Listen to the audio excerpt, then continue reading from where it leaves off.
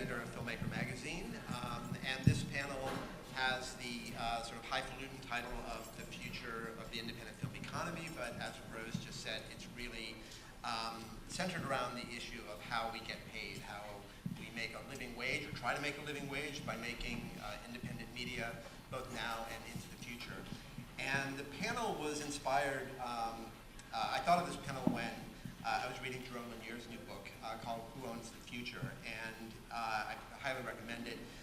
Jerome Lanier is the white guy with long dreads who invented virtual reality and parts of the internet. And he's written a book which is a kind of critique of the inequality of today's digital economy. And he talks about how value is being siphoned away from content creators and residing among what he calls siren servers, which are the big Facebooks and Googles of the world, who make their money by aggregating and analyzing and algorithmicalizing our data.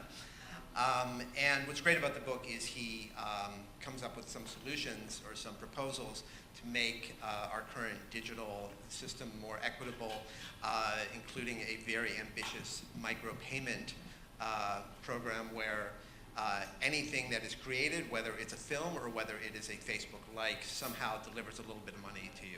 And it's a fascinating proposal. You get to the end of the book, and he admits that it may be impossible during our lifetime.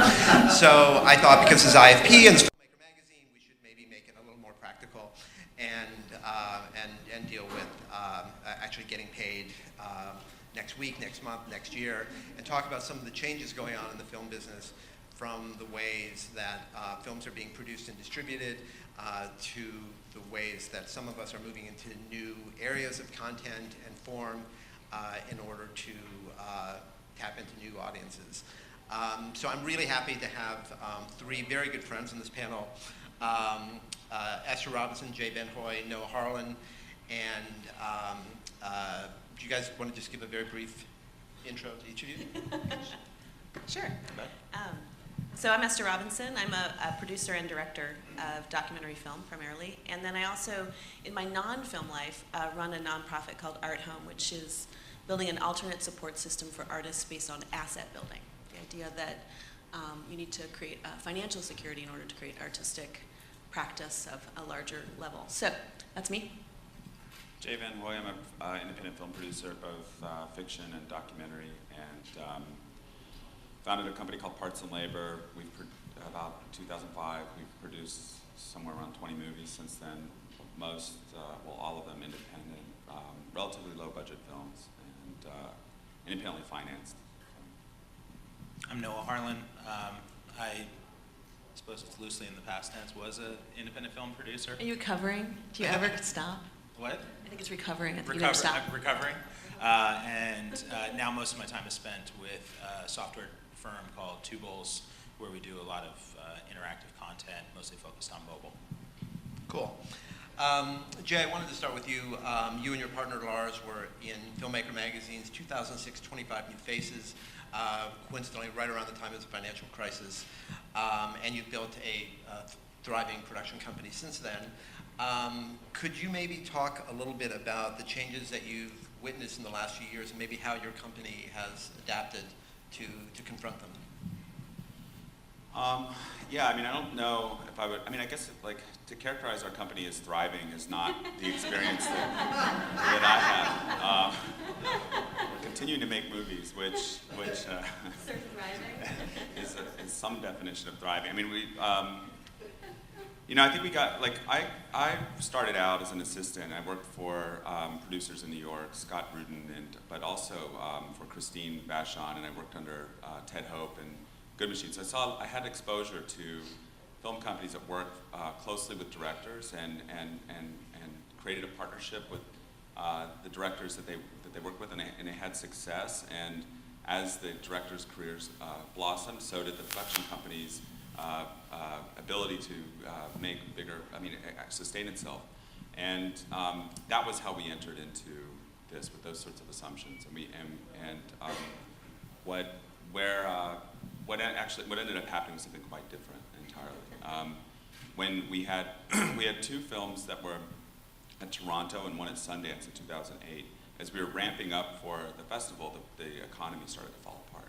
And this was after being named. I mean, in fact, we were named in 25 Faces, which was incredible and exciting. And then that year, we were also in 10 producers to watch in Variety that was announced at Toronto.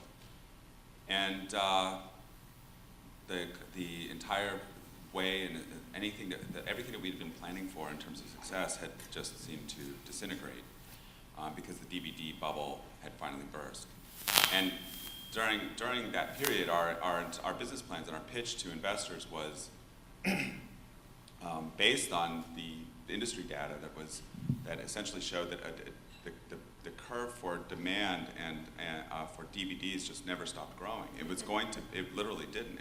You project any date in the future, and everyone expected that DVDs were just going to continue to sell. It may not have been as steep, but it was going to continue to grow forever.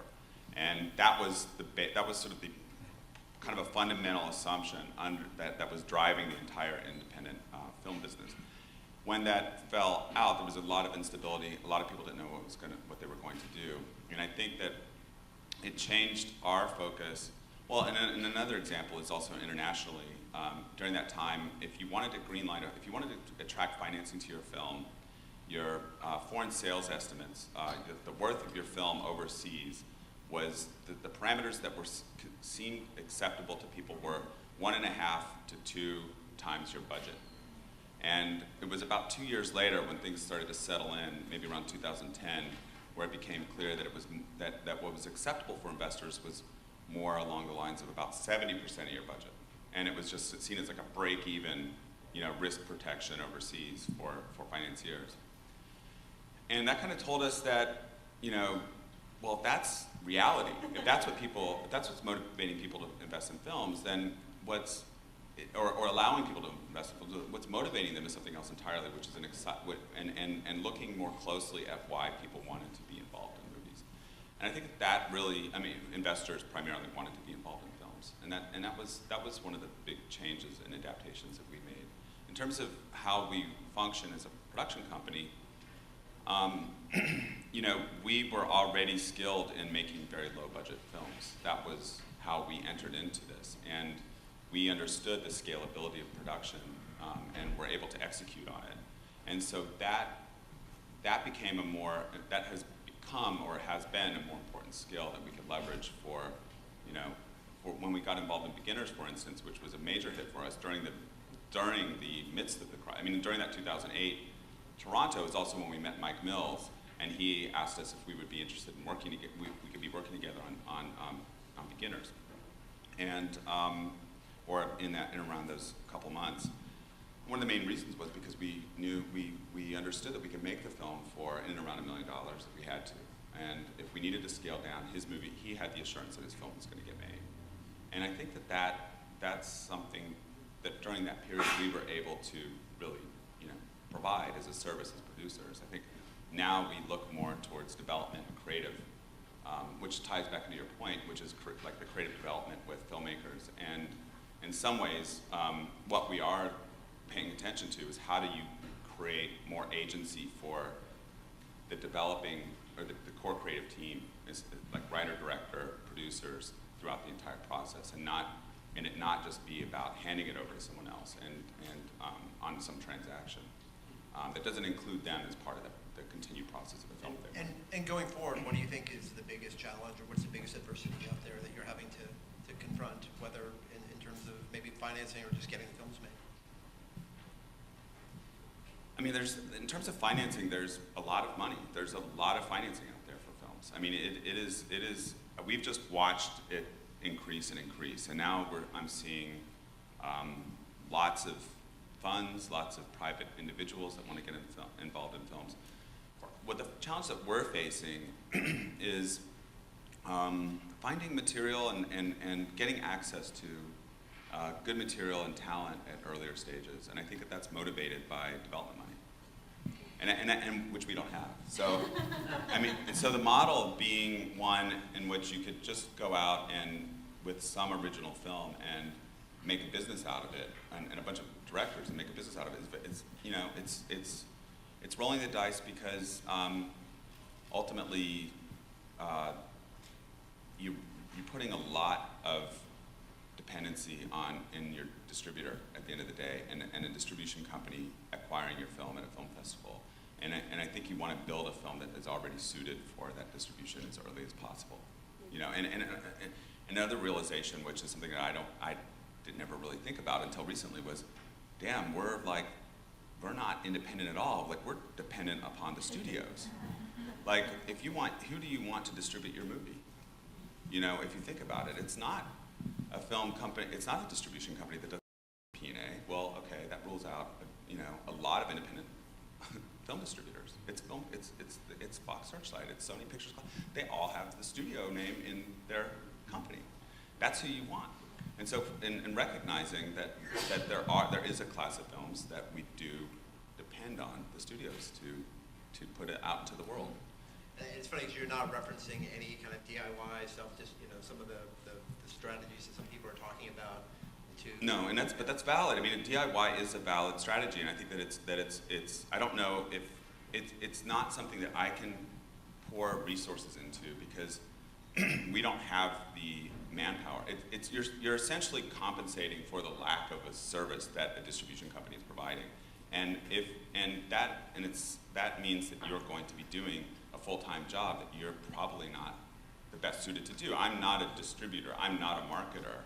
I want to work with the marketing people. I want to work with the publicity team to make sure that we're keeping the integrity of our film intact as it goes out into the world, but also to learn from them and see their inspired, you know, plans and choices, and especially if they're invested in the success of my film. I want to be a part of that process, but as a producer, don't feel the need to lay that entire plan out, and nor do I have the background or the skills to do it. Noah, your most recent film was Liza Johnson's Return, premiered at the Cannes Film Festival, bought by Focus World, I believe. You also did a theatrical release on it, so it seems like a big success. But here you it would seem. Yes. But here you introduce yourself as a reformed film producer into tech. Could you maybe talk a little bit about your, I guess, feelings after having made that film and what motivated you to explore story possibilities in another field? Sure.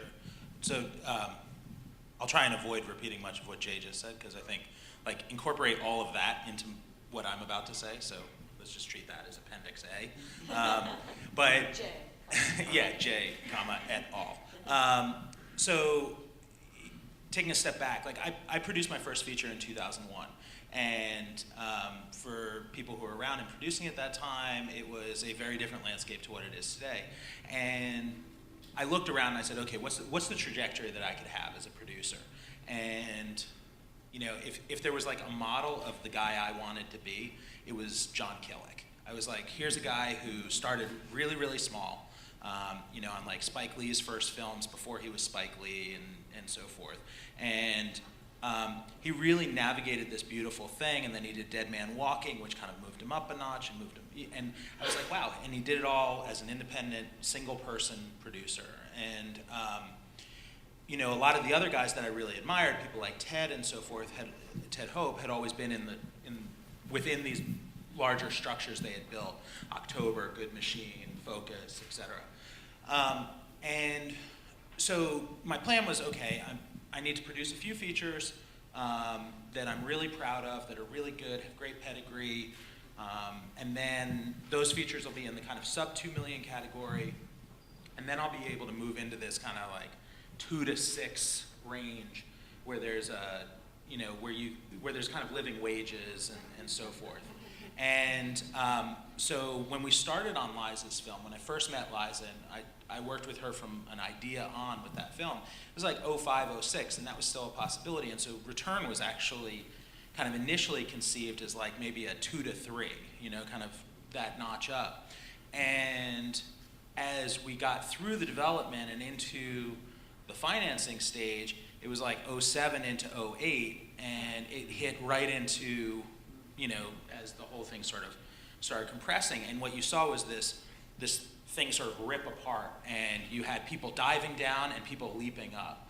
And, you know, taking Ted as an example, you had Anthony Bregman, who was like, fuck this, I'm going up. And you had Ted, who was like, I'm going down and I'm doing 1,000 films.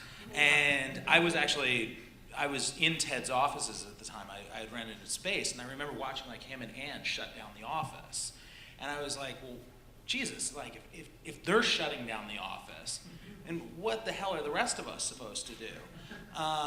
And it happened to be also that I had a degree in computer science. I'd always been interested in technology, and at the same time, the way I would make my living, because it wasn't off of these, you know, $500,000, $1 million films, it was producing things for like Radical Media, where I would be the new media producer. So, you know, we'd do some big campaign for Audi, and I would do all the online content and things like that, and that was what was called new media. And when the iPhone came out, a friend and I we were starting to try and explore some new ideas of storytelling, and we suddenly were like, location-based storytelling. We want to try something with that. So we built a big app, a game for families, and it got a lot of attention because nobody was building anything for these devices. And all of a sudden, companies started coming to us and saying, we don't know if we can spend all the money for doing that, but we need an app. And so we were like, all right, if you want to pay us, we'll build you an app to do this. We'll build you an app to do that. And we kind of built up a reputation around that. And I started realizing that a lot of the things I wanted to explore, I was getting a little frustrated with the independent landscape from a creative perspective. I was feeling a little stalled. And so Return, you know, came to fruition. It's a lovely film, but it was also just the challenge of, we had a good cast, you know, Michael Shannon, Linda Cardellini, John Slattery. Film went to Cannes, and you know, the film exists out in the world, but it was this highly mediated process. Even though we did theatrical ourselves, and Focus World did digital and sort of all non-theatrical for North America, and then we had foreign sales, and the problem was that, as Jay said, you know, we had to bring in people to run that DIY distribution of theatrical. We had to bring in resources for it. And the theatrical is nothing more than kind of a promotion for the other ancillary revenues, if you will. And those ancillary revenues, it's like there's this interregnum as like the DVD bubble burst and revenues kind of decline, and then, you know, we're still waiting for the digital revenues to climb up the other side and replace them. And we're starting to see, you know, that curve, but it's still not fully here yet. And so, you know, the digital economy was a place that I really enjoyed being. It was satisfying kind of the two halves of myself, creative producing and technology. And so our company grew and grew and grew, and we were, you know, we do a lot of work with people like Sesame Workshop, where we're building great interactive experiences that have narrative, but also have a lot of technology, whether it's augmented reality or what have you. And so it's been approaching kind of the same thing, which is telling story from a different way. We also do stuff that's non-story, like B2B, and that's kind of interesting because I just love, I think any producer, especially producers who are developers and field producing, you know, people who actually make the films as opposed to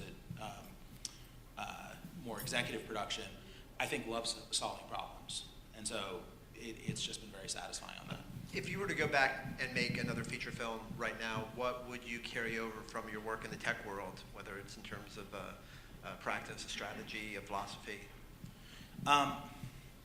Well, I think that it's interesting because right now in the tech world, like that, we're just kind of, I think we're probably entering the outward edge of a phase that was just like the film world in 2001. So you go out to San Francisco right now, and everybody's running around with a business plan in their hand and a cool idea, and they're all using like Blair Witch as the comp. They're all like, it could be Instagram, you know? And so like you remember when every business plan was like, I'm making a horror film, and comparables include, you know, Blair Witch, which made $120 million, and you know, and Open Water, and like those are great films, and those people are great filmmakers, but they were the outliers, they weren't the rules.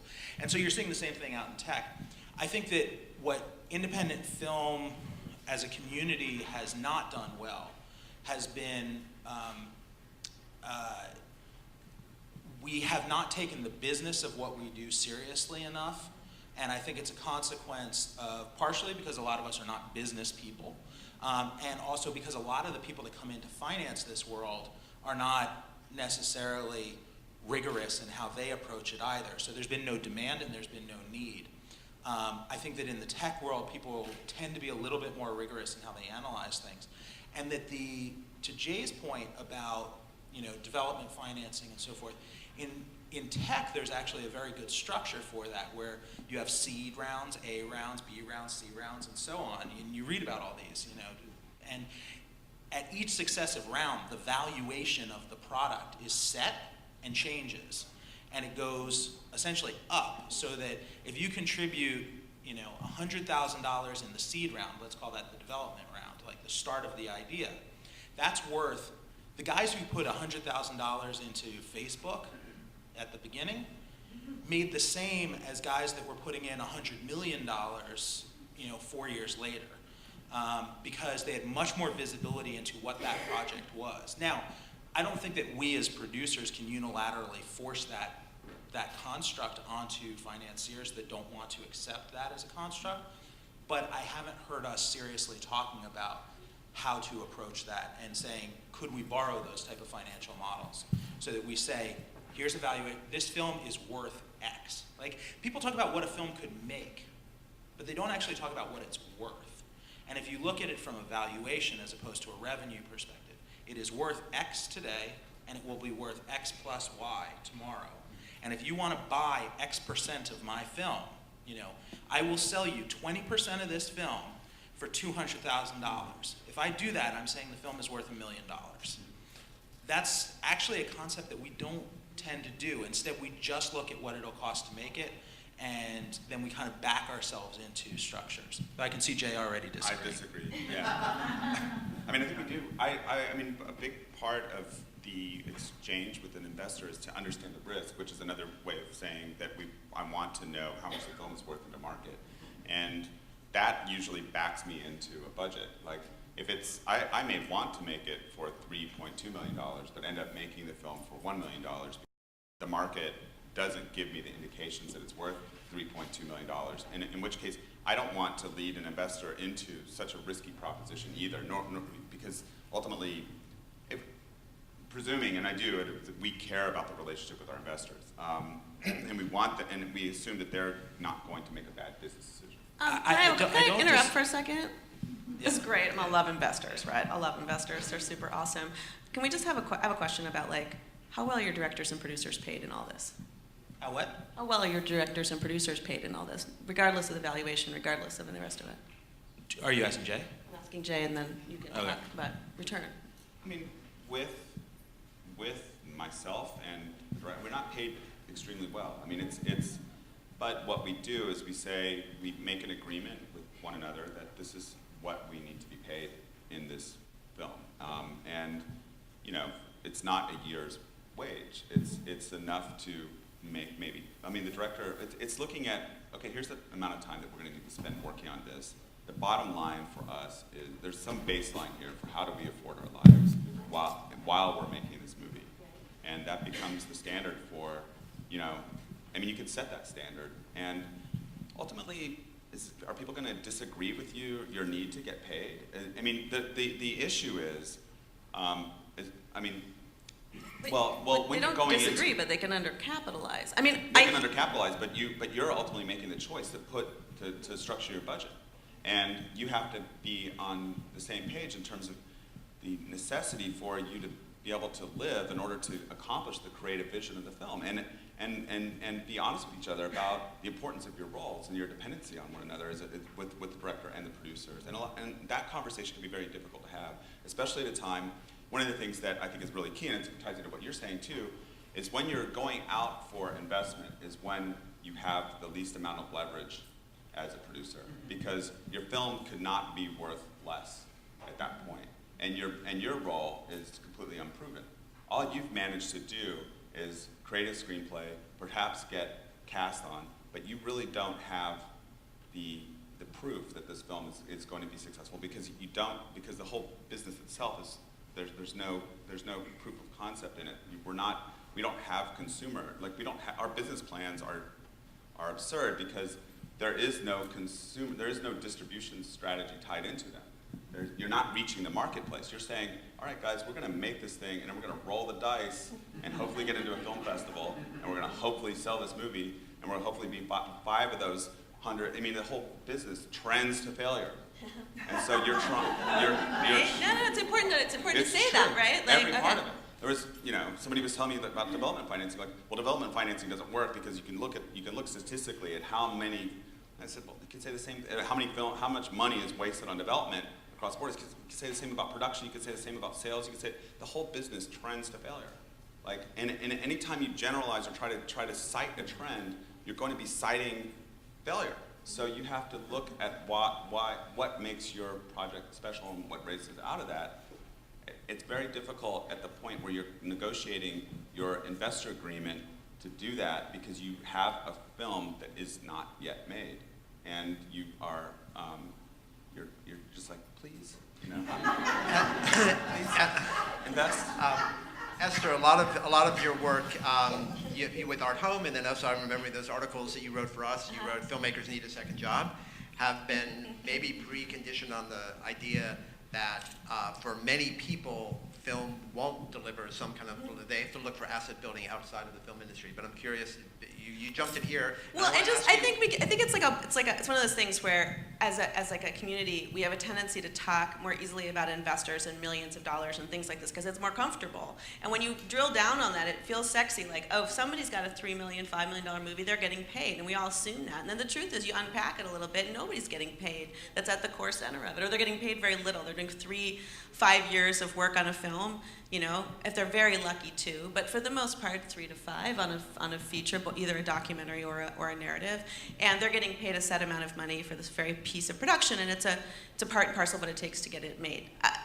I'm cool with that, except for the fact that the truth is that most everyone I know loses money on the movies that they make as directors, and most of them, to a certain extent, barely make it as producers. So I think it's important to go into this actually looking at your life and saying, okay, I have this thing that I love, it's awesome, it's an amazingly gratifying thing to do, and it's going to lose me money.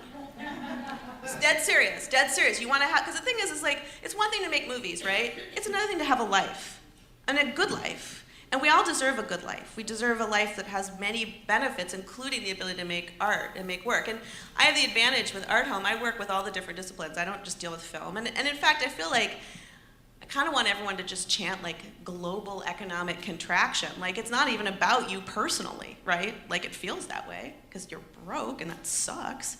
But the truth is that there's a lot of people in the world who are a lot more desperately broke than you. And so to a certain extent, we have a life filled with great things, the ability to make work, to have creative flexibility. But the truth is that probably if we're going to love the work that we do and we're going to love it over the long term, we might not want to be looking at it for our core financial remuneration, for reward, right? And in fact, it's sort of like having a lover that doesn't actually deliver what you think they're going to, right? At the end of the day, you're like, I hate you, like, you said you were taking to me Hawaii, like, I'm not going to Hawaii, this is Detroit, like, so, I think that, so from my perspective, which is sort of the individual's perspective, I actually charge people that I work with to say, listen, imagine if the movies that you want to make, that you love, that are important to you, literally are going to make you no money. What is the life around it you're going to build that's still going to allow you to do it? Right? So we're, in Noah's case, it's, a technology job. And if you unpack it, like, so let's use Return. Let's use Liza Johnson as an example. She was one of the people in my Second Jobs article. During Return, she was working as a university professor, and she was out managing to shoot her films in the summer. She has a film currently debuting right now at Toronto to very, very high regard. And she's still a university professor.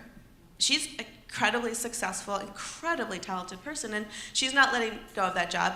Zi Chun, who's also in that first article, has a movie that's shooting right now in England, and he sold a script, it's a TV series, right? So, and again, like, you can stay in the industry and monetize pieces of that industry, right? You sell a screenplay, do this, do that. But the truth is, if your goal is to make films, you have to look at that as something that you safeguard and that you aim for, but that is not the place where your revenue is going to come from. Maybe a piece of it, maybe 5, 10, 20% of your income, depending, but be realistic about it and really look hard at it, because I think, to me, the sadness is when I see a director of incredible and immense talent, or a producer getting to their mid-40s and dropping out at the peak of their talent. You know, like when I was saying to somebody that, like, the great joy of getting older, of your 40s, is like efficiency. I'm like, dude, like when it took me weeks in my 30s, I'm like, 10 minutes, so sexy.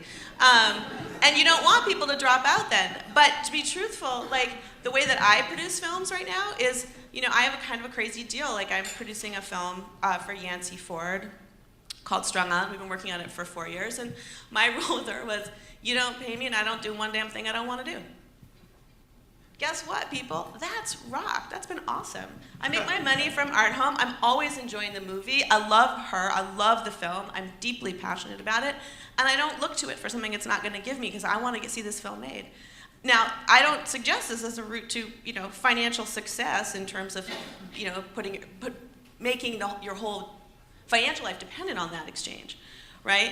But I do think that there's a question to be asked. Can you improve the value or the quality of your life by maybe asking yourself, what if it were free to you? I mean, what if you weren't making any money? And then getting happily and excitedly surprised when suddenly you cash in. Right, Jay?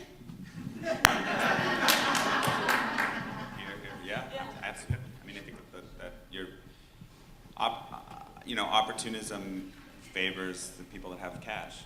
It doesn't favor people that don't. I mean, that's where the leverage comes in an opportunistic exchange. Right. And so when you're broke, you're exploitable. Yeah, I mean, that's true. We only have a few minutes left, and so maybe just the last question. I mean, in Lanier's book, he has this ambitious micropayment system, but there are other more practical solutions out there, or ideas to make the current independent financing system a little more equitable. Liesl Copeland had a great speech in Toronto. I don't know if people read that. It's in IndieWire. I highly recommend it. It's about the issue of VOD data and the fact that none of us really know how our films are doing on these different platforms. I just like that, like the great revelation of the speech is like, we don't know what's happening. Yeah. We'd like to. But she has great. What is great about the speech is she actually at the end has some very concrete things, and some of them involve like the involvement of labor unions to advocate for the release of this data. But just along these lines, like for each of you, is there like what's one thing that we should maybe argue for, lobby for, propose to our investors or filmmakers, anything that would make the current financial construct a little more equitable or for all of us? I've actually been really interested on the fine art side. There's some really interesting work being done at sort of looking at copyright and then taking multiple forms of copyright and creating investable strands. So there's you know, I think for me, there's a lot of interesting stuff happening outside of the film community and sort of looking there. But honestly, for me, I really think that people just have to get right with their own personal money. And the rest of it's going to sort itself out. It's a really complex system that's gone into a really complex set of changes. And while the system is weathering itself, there are people who are making a lot of money off of it because they know more than you. And until you have enough information to make a ton of money at it, you should really sit down and be just absolutely ruthless with yourself and really create a life that you love, that has meaning to you, but that is financially stable, and make your work from that place.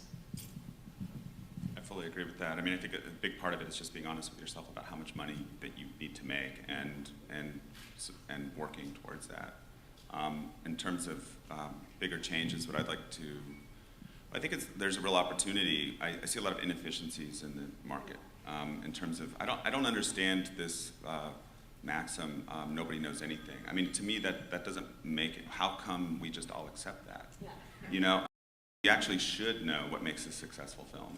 We should understand it, and we should be fluent, and the market should be fluent in what the qualities are that make a successful film, because ultimately it's not just the cast, it's not just the director. I mean, we can see countless examples of why that doesn't work, and or the genre, and genre being a very inefficient way to describe story. And what are those story principles that actually lead to real success for films, and what are those variables look like, and as they come together. And I'm not saying like break it down as a math problem, but I think it's also tied, because ultimately I think it also ties into practices, filmmaking practices and relationship practices. That the starting point is exactly what you're saying, which is find what makes you happy and the reason why you want it. So without being too much Pollyanna about it, look at the outliers. Look at Fruitvale Station, the success of a film that didn't have major stars going into it, that shouldn't have worked overseas, that shouldn't have been a success for every reason. Why was it? And similarly with something like Beasts of the Southern Wild, why were these films successful? They're huge successes. And there's something I think there's something in these films that unlocks how this market can be more efficient in evaluating films. So you can talk about, so we can actually look at and see, okay, well, these qualities actually lead to successful films, and they're successful in the screenplay phase, in the development phase with these people, and it will actually be a success, and we can all agree upon that. So the film should be valued at a higher rate than the $750,000 level, just because it doesn't have a major star in it. So, and because $750,000 level is, even if you're paying yourself, it's unsustainable if you're not able to make 2 or 3 of those a year, or maybe at least 1 a year. I'd say even more than that. Well, it depends on how you structure your budget. I mean, you can pay yourself $30,000 to $50,000. You're taking a bite out of your budget. Yeah. And if you're living in New York, But if you're living in Texas or somewhere else, I mean. Sure. Well, I mean, I think, but that's. I'm trying to, But also, go ahead. You finish now. I was just going to say, my answer to your question, Scott, is 2 things. One, which is echoing what both of you said, which is data. Like, we need more access to data. And the more access to data, the more power you have, and they don't want you to have this data. So fight for it at every chance you have. And the other thing is, all the people that you have, your friends and so forth, who like to walk around and say, information wants to be free, and content should be free, and sharing, and I can take an idea and split it in 2, and we can both have the idea, and nobody's lost anything. Tell them to go fuck themselves. No, seriously, because honestly, they've fucked all of you over. They have totally fucked you over, because you now have put all of that content, and this goes back to Lanier's point, you've put all that content onto Facebook, you put all that content onto YouTube, and how much are you making? Raise your hand if you've made more than $1,000 off of YouTube. Anyone in this room? 1 person in the back, okay? So all the rest of you got fucked. Go talk to him. I mean, the problem with all of that data being not having access to it is that the VOD and Ultra VOD is replacing DVD. It may not be replacing it at the same level, and it's not creating that same heat, but it is stabilizing the market for distributors. And what's kind of cool about it is that it's creating precedent for the types of films that we can make. Only God Forgives is an interesting precedent that was successful in Ultra VOD, but wouldn't have necessarily worked theatrically. Drinking Buddies, another one, where you look at these films, they're successes, but we don't know the market data and how because if we did, it helps us attune our pitch, it helps us evaluate our films in what is becoming the marketplace for our films, especially domestic. And to that point, it is no accident that Netflix, first bunch of series, they're hitting the ball out of the park on a percentage basis. It is not an accident. That is all about data. But also just on a practical individual level. On documentary, we're seeing a lot of very successful partnerings. So Heidi Ewing and Rachel Grady with Deutropia coming together, doing the work, but then also doing a Kickstarter and self-distributing. They actually did make money, and their company made money. But I think part of their ability to do an ungodly amount of work is the fact that there's 2 people, and we see that a fair amount in the documentary thing, and so I think that's another piece. Also with Ben's movie, Beasts of the Southern Wild, that's a collective. We're also seeing a lot of filmmakers, Joe Swanberg, another one, people not living in major real estate contested cities, making the movies that they want to make because their cost of living is lower and they're able to take risks. And I just would make one plug, which is to me one of the great and most important tragedies of the current marketplace, is that it seems to me that it takes people with individual means to make, people who are slightly wealthy or have access to wealth to make films. And what it means for the cultural patrimony of our nation is that there's an entire section of people whose stories need to be told if we're going to tell the American story, who cannot afford to tell that story. So as we look towards these new ways to make films, going back to this, I think it's the individuals who can articulate a moment in time of our American experience that is electrifying to us, that reflects back to us what that is going to be the films that matter. And those of you in the audience that are wondering about spending that risk capital, that's the place to put your cash, right? Or to push your personal investment, is in the movies that have to be made right now and by you and and have to exist. And anything short of that, probably you can add to a different system.